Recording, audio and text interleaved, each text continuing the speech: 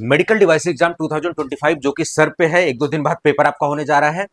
और आप देखेंगे बहुत सारे इंपॉर्टेंट टॉपिक्स जो है हमने करा दिए हैं यूट्यूब पर, वन शॉट वीडियोस भी करा दी है, जहां पर कंप्यूटर हो चाहे एनवायरमेंट हो।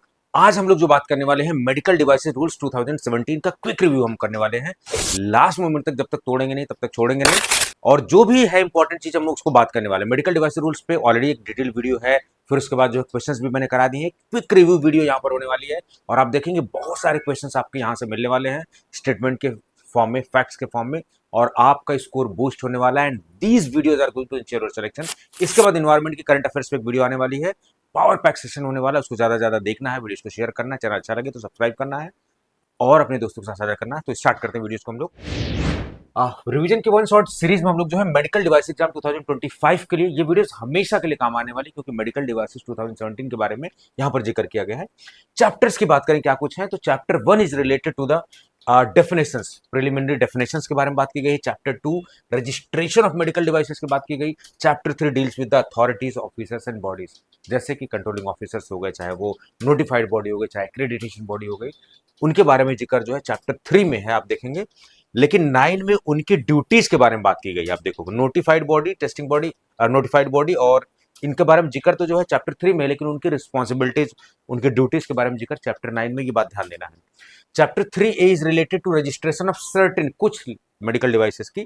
Chapter 3B is related to the registration of class A non sterile and non measuring medical devices.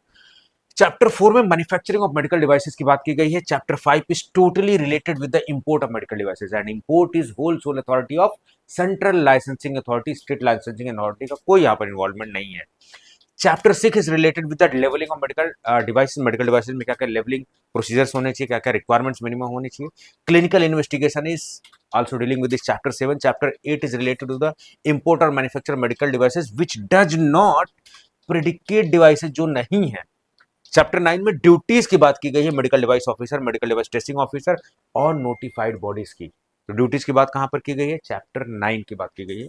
Chapter 10 की अगर हम बात करें तो registration of laboratory for carrying out test, जो भी मेडिकल डिवाइसेस बनती है उनकी टेस्टिंग वगैरह के लिए चैप्टर 10 इज देयर। चैप्टर 11 में सेल ऑफ मेडिकल डिवाइसेस की बात की गई। चैप्टर 12 में एग्जाम्पशंस और एक्सपोर्ट ऑफ मेडिकल डिवाइसेस बात की गई। So these are the very important chapters. Chapters के बाद हम लोग देखते हैं schedules. Schedules again these are very important. First schedules में जो भी पैरामीटर्स क्लासिफाई किए जाते हैं, जैसे रिस्क बेस्ड क्लासिफिकेशन है, क्लास आप देखोगे 4 क्लासिफिकेशन आपको दिखाई देगा वहां पर, ठीक है, मेडिकल डिवाइसेस के।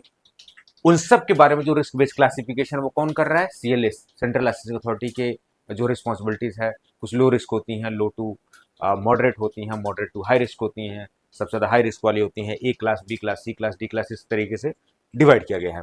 सेकंड शेड्यूल में जब भी आप किसी लाइसेंस के लिए अप्लाई करते हो तो आपको उधर से ग्रांट किया जाता है लाइसेंस, तो जो अप्लाई करते हो आप, तो आपको कुछ सर्टेन फीस देनी होती है। That fees is mentioned in second schedule. Third schedule में documents related for the registration of notified bodies, duties and function. Notified bodies के लिए जो डॉक्यूमेंट लगता है वो चैप आपके शेड्यूल थर्ड में मेंशन्ड है, जबकि फोर्थ शेड्यूल में other documents.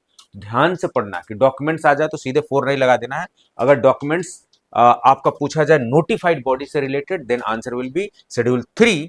But fourth schedule में आप देखोगे यहां पर आपको दिखाई देगा जितने भी अलग कैटेगरी के उन सब के डॉक्यूमेंट्स, सारी चीजें। तो first schedule related with the classification medical devices, second schedule में फीस की बात की गई है, थर्ड शेड्यूल में documents related to the notified body की बात की गई है, फोर्थ शेड्यूल में we have they have talked about the documents required for grant of licence to the manufacturing और सेल एंड डिस्ट्रीब्यूशन।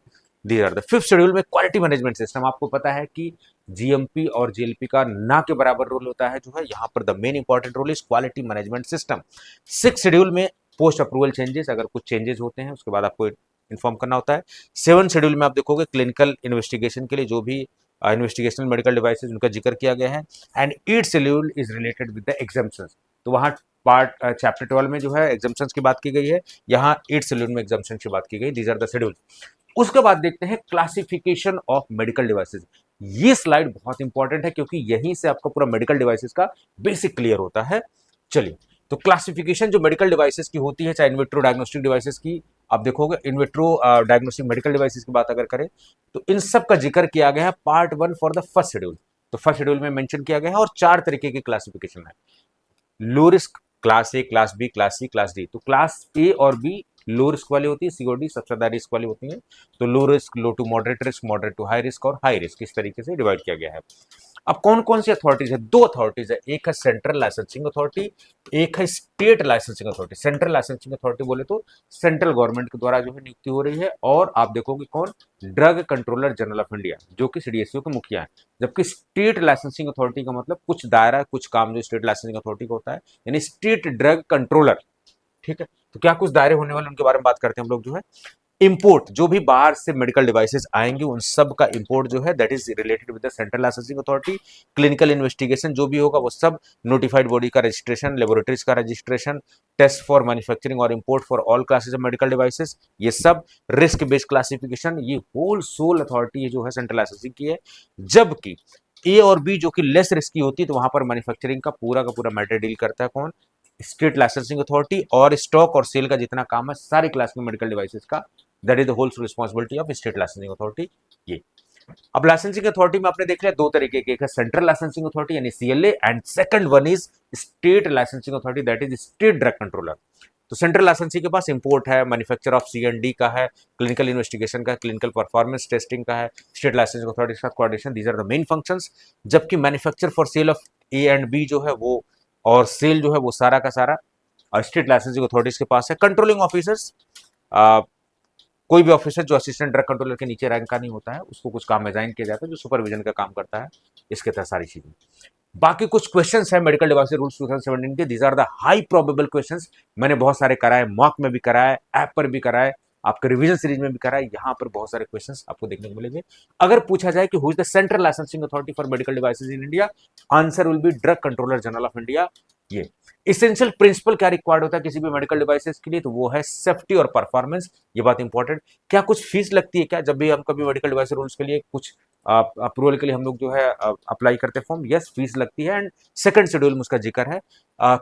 टाइमलाइन क्या होती है क्लास सी और डी के इंस्पेक्शन के लिए मेडिकल डिवाइसेस के लिए? अगर हम मैन्युफैक्चरिंग के लिए लाइसेंस लेना चाह रहे हैं तो विद इन 60 डेज जो है ये इंस्पेक्ट करेंगे मेडिकल डिवाइस ऑफिसर द्वारा, और ये सब सारी चीजें। What are the labelling requirements for medical devices? Medical devices की बिल्कुल जाहिर सी बात है लेवलिंग रिक्वायरमेंट्स होगी, और वो chapter 6 of the medical device rules जो है की गई है। बाकी एक्सपायरी डेट कैसे मेंशन की जाती है? मंथ और ईयर के फॉर्म में की जाती है। इस फॉर्मेट में नहीं, डेट मंथ एंड ईयर नहीं, मंथ और ईयर के फॉर्म में की जाती है।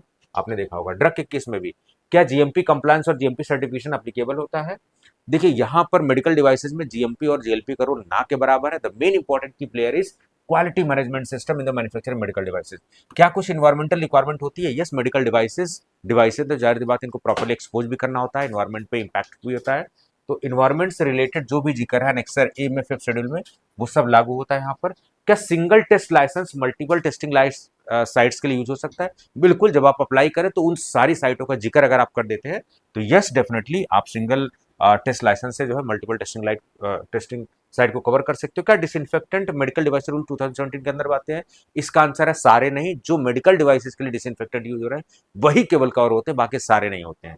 ठीक है, क्या कुछ एग्जाम्पशंस मेडिकल डिवाइसेस की कहाँ जिक्र है? तो एग्जाम्पशंस आपने देखा होगा 8th शेड्यूल में और चैप्टर 12 में जिक्र किया गया है, ये सब सारी चीजें। और इसको time to time central government जो है तो एग्जाम्पशंस छूट देने का जो अधिकार है वो केवल सेंट्रल गवर्नमेंट का, वो करते हैं। बाकी क्राइटेरिया क्या है क्लासिफिकेशन मेडिकल डिवाइसेस का? रिस्क बेस्ड क्लासिफिकेशन है, class A, class B, class C, class D. क्या प्रोसेस है? आप देखोगे rule 3 of medical devices 2017 rule, central licensing authority के पास ये राइट होता है क्लासिफिकेशन का, और फर्स्ट शेड्यूल में मेंशन होता है सब कुछ। और ये रिस्क बेस्ड क्लासिफिकेशन सीडीएसयू की वेबसाइट पर पब्लिश किया जाता है प्रॉपर्ली, ये सब सारी चीजें। ठीक है, ये सब only the licensing authority under medical device rule 2020 is the competent authority for, SLA यहाँ पर नहीं इन्वॉल्व होता है। Who is the authority for manufacturing licence of medical device in the country? देखो क्लास ए और बी के लिए जाहिर सी बात है, क्लास ए में non style and non measuring के लिए, और क्लास बी के लिए स्टेट लाइसेंसिंग अथॉरिटी, सी और डी के लिए central licensing authority. Loan licence क्या होता है? Suppose I am the manufacturer, मेरे पास वो सुविधा नहीं है, but for the same medical devices I am going to use the another licensee you can say establishment, so मुझे जो उनके बिहाफ पर लोन लाइसेंस लेना पड़ेगा, that is loan licence. Neutral code या स्पेशल कोड क्या होता है? एक्सपोर्ट पर्पज के लिए होता है। जब भी कोई यहाँ का मैन्युफैक्चरर बाहर एक्सपोर्ट करता है तो न्यूट्रल कोड या स्पेशल कोड जो जनरेट होता है वो सेंट्रल लाइसेंसिंग अथॉरिटी देती है सारे मेडिकल डिवाइसेस के लिए। क्या लाइसेंस की जरूरत होती है import of medical devices marketing India? Yes, तो लाइसेंस की जरूरत होती है, लेकिन क्लास ए में नॉन स्टॉल और नॉन मेजरिंग के लिए केवल रजिस्ट्रेशन या रजिस्ट्रेशन नंबर आपको मिल गया तो भी वो that is more than sufficient for that special category. उसके अलावा ऑथराइज एजेंट का कॉन्सेप्ट, ऑथराइज एजेंट कौन होता है? ऑथराइज एजेंट, सपोज कोई बाहर की कंपनी, अमेरिका की, यूरोप की है, वो इंडिया में मेडिकल डिवाइसेस भेज रही है, एक्सपोर्ट कर रही है, यानी we are importing the medical devices, for us it is import. तो वो अपने बिहाफ पे अथॉरिटीज देगा, अटॉर्नी देगा, लीगल राइट्स देगा, ताकि यहां पर कोई बंदा उसके लिए, कोई फर्म या कोई बंदा उसको डील कर सके। That is called as authorise agent. ठीक है, तो कोई फर्म हो सकता है मैन्युफैक्चर, ओवरसीज मैन्युफैक्चर के लिए पावर ऑफ अटॉर्नी के थ्रू काम करता है, इंपोर्ट ऑफ मेडिकल डिवाइसेस को देखता है। क्या multiple authorise agent for the import of same medical product हो सकता है कंट्री में? यस, हो सकते हैं। क्या ऑथराइज एजेंट का अगर हम चेंज करते हैं तो जाहिर सी बात है उसका नाम जिक्र होता है वहां पर, तो अगर चेंज करते हैं तो हमें फ्रेश इंपोर्ट लाइसेंस के लिए एप्लीकेशन डालना पड़ता है। क्या किसी भी पोर्ट से मेडिकल डिवाइसेस के इंपोर्ट किया जा सकता है? नहीं। आपका जो है ड्रग्स एंड कॉस्मेटिक रूल्स 1945 है, उसमें जो है पोर्ट जिक्र केवल उन्हीं से इंपोर्ट किया जा सकता है। Which authority grant the registration in medical devices 42 to sale other, ये सब सारे सेल और ये सब का मैटर जो है स्टेट लाइसेंसिंग अथॉरिटी का सारा मैटर होता है। फिर अगर हम नोटिफ बोर्ड अथॉरिटीज बॉडीज ऑफिसर्स की बात करें तो चैप्टर 3 में इनका जिक्र नोटिफाइड बॉडी। नोटिफाइड बॉडी वो बॉडी होती है जो इंस्पेक्शन करती है। ए और बी का तो बिना एक्सपीरियंस के ये कर देंगे, लेकिन सी और डी के लिए मिनिमम 2 साल का एक्सपीरियंस चाहिए होता है। तो कोई भी नोटिफाइड बॉडीज अगर वो सेंट्रल लाइसेंसिंग अथॉरिटी यानी सेंट्रल गवर्नमेंट के पास अप्लाई करती है, वो 2 साल का एक्सपीरियंस है, तो सी और डी का भी इंस्पेक्शन कर सकती है, बाकी ए और बी के लिए तो वो है ही। नेशनल एक्रेडिटेशन बॉडी क्या है? सेंट्रल गवर्नमेंट इसको स्टैब्लिश करती है under the quality council of India, registered under the society act 1860। और ये क्या करता है? एक्रेडिटेशन देता है नोटिफाइड बॉडीज को, ये राइट देता है। और जाहिर सी बात है एक्रेडिटेशन बॉडी कौन नियुक्त करेगा? सेंट्रल गवर्नमेंट नियुक्त करेगी, ये सब सारी चीजें। फिर मेडिकल डिवाइस टेस्टिंग ऑफिसर, और मेडिकल डिवाइस ऑफिसर कौन होता है? टेस्टिंग इटसेल्फ सजेस्टिंग कि टेस्टिंग पर्पज के लिए यहां पर है, तो सेंट्रल गवर्नमेंट डिजिग्नेट करती है गवर्नमेंट एनालिस्ट को सेक्शन 20 के तहत मेडिकल डिवाइस टेस्टिंग ऑफिसर। तो मेडिकल डिवाइस टेस्टिंग ऑफिसर की नियुक्ति सेक्शन 20 के अंदर गवर्नमेंट एनालिस्ट होना चाहिए सेंट्रल गवर्नमेंट द्वारा। सेंट्रल गवर्नमेंट या स्टेट गवर्नमेंट अपॉइंट कर सकते हैं सेक्शन 21 के तहत मेडिकल डिवाइस ऑफिसर। तो मेडिकल डिवाइस ऑफिसर क्या करता है? जो मैन्युफैक्चरिंग साइट वगैरह है वहां पर जाता है, चेक करता है, सैंपल्स वगैरह लेता है। मेडिकल डिवाइस टेस्टिंग ऑफिसर के पास वो सब सैंपल आता है, वो रिपोर्ट सारी सबमिट करता है, वो सब सारी चीजें। ठीक है, बाकी ये हमारे best, one of the best result रहे हैं। कभी भी कोई आपको किसी कोर्स के लिए इंटरेस्ट हो, कभी अपने दोस्त को बताना चाहें तो ट्यूटोरेक्सो अकाडमी से जो है आप विजिट कर सकते हैं, tutorexicoacademy.com साइट से विजिट कर सकते हैं, डिस्क्रिप्शन में लिंक वगैरह है, आप यहाँ देख सकते हैं। तो आशा कर रहा हूँ कि जो कल को एग्जामिनेशन आपका होने जा रहा है उसमें बहुत सारे क्वेश्चन यहाँ से आने वाले हैं। इस वीडियोज को ज़्यादा से ज़्यादा लाइक करना है, शेयर करना है, सब्सक्राइब करके रखना है। Thank you so much.